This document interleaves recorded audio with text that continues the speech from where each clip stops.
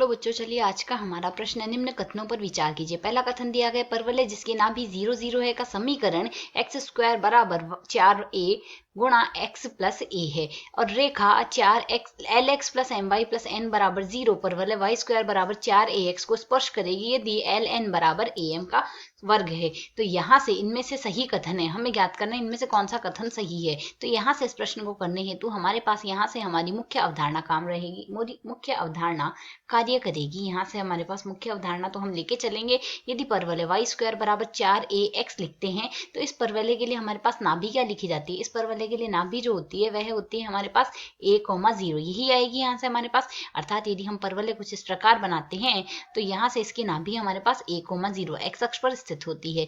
तो यदि हम यहाँ से एक तो नाभि के लिए तो यह स्थिति काम में लेंगे और दूसरा यदि हम इस परवलय के लिए स्पर्श रेखा लिखे वाई स्क्वायर बराबर 4ax के लिए जो स्पर्श रेखा का समीकरण लिखा जाता है वह आता है y बराबर mx प्लस a बट्टे में आता है हमारे पास यहाँ से m।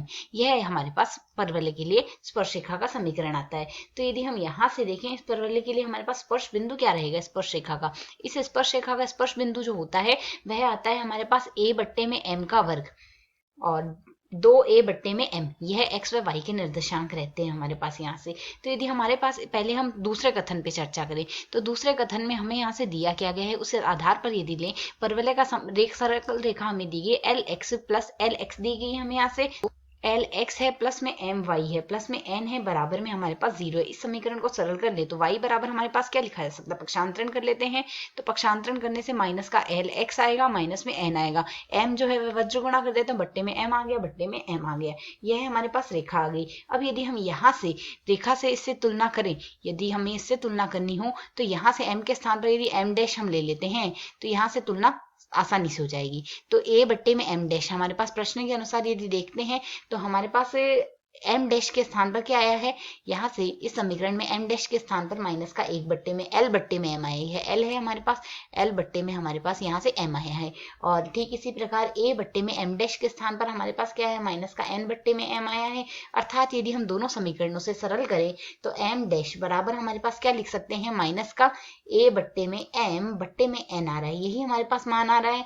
तो यदि हम यहाँ से देखें a बट्टे में इसमें हमारे पास m डैश का मान यह है और इससे हमारे पास m डैश का मान यह है, इन दोनों समीकरणों से यदि हम तुलना करके लिख दें तो हमारे पास माइनस का a बट्टे में m am बट्टे में n बराबर आ रहा है माइनस का l बट्टे में n। यह तो समीकरण हमने इससे सरल किया और यह मान हमारे पास और है, इन दोनों से तुलना करके हमने यह नया मान लिखा है। अर्थात यदि हम इसे सरल करेंगे तो मान क्या आ जाएगा am, यहाँ से am यह m आया है, l बट्टे में m ही तो है, यहाँ से l बट्टे में m आया, वज्र गुणा कर देते हैं तो am का वर्ग बराबर में ln हमारे पास आ गया है। तो यहाँ से हम कह सकते हैं दूसरा कथन जो दिया गया है वह तो हमें यहाँ से सत्य दिया गया है। अब यदि पहले कथन की हम चर्चा करें, पहले कथन को और ले लेते हैं यहाँ से। तो पहले कथन में हमें दिया क्या गया है वह लेते हैं। पहले कथन में हमारे पास वाई स्क्वायर बराबर 4a गुणा x प्लस a दिया हुआ है, तो वाई स्क्वायर बराबर 4a गुणा में x प्लस a, यह हमें यहाँ से दिया गया है।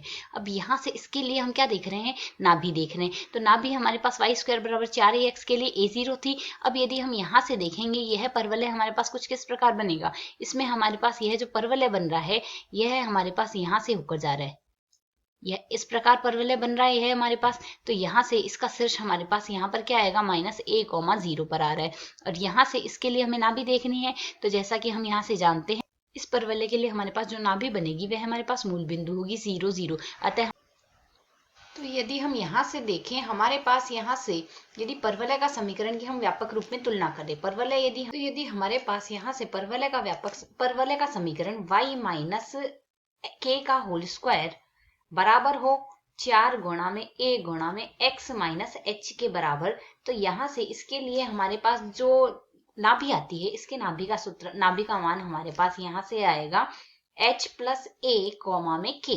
तो यदि हम यहाँ से इस प्रश्न में देखें हमें यहाँ से परवलय का समीकरण वाई स्क्वायर बराबर 4a x प्लस a दिया गया है, वाई स्क्वायर बराबर 4a x प्लस ए हमें यहाँ से दिया गया है, तो k का मान हमें यहाँ से 0 दिया गया है। h का मान यहाँ से इसमें यदि देखें तो k बराबर हमें 0 दिया गया है, h बराबर हमें माइनस का a दिया गया है। तो यदि हम यहाँ से सरल करें, इसके लिए हमारे पास नाभि का मान क्या आ जाएगा, नाभि हमारे पास यहाँ से क्या बन जाएगी, यह आ जाएगी, यहाँ से h के स्थान पर माइनस का a रखेंगे, minus a plus a comma हमारे पास आ जाएगा यहाँ से 0, सरल करेंगे तो 0,0 आ गई यहाँ से हमारे पास नाभि, तो नाभि आ गई हमारे पास 0,0। तो यहाँ से हमारा विकल्प यह द्वितीय कथन भी सत्य हो जाएगा। अतः तो यहाँ से हमारे पास कथन 1 व कथन 2 दोनों ही सत्य कथन है, तो यहाँ से हमारा विकल्प बी एक सही हल होगा। आशा है समझ आया। धन्यवाद।